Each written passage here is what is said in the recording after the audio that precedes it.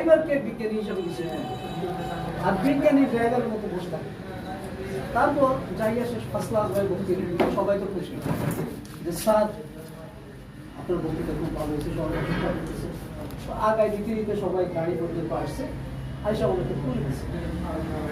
তুলে দিয়ে এখন বলতেছে, আচ্ছা স্যার আমাদের একটা সম্পূরক প্রশ্ন আছে, আপনি এই কথাটা বলছিলেন, এই কথাটার প্রসঙ্গে এই প্রশ্নটা একটু জবাব।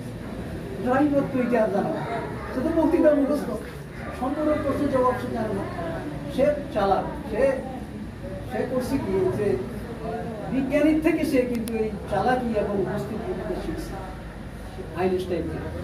সে বললো যে দেখেন এত ছোটখাটো প্রশ্নের উত্তর আমি দিই, আমার ড্রাইভারকে জিজ্ঞেস করি, ড্রাইভার তো আইনস্টাইন, আইনস্টাইনের কাছে জবাব দিয়েছে। আমি বলতেছি কি গিয়াসউদ্দিন সাহেব সেরকম, ওনারা অনেক কিছু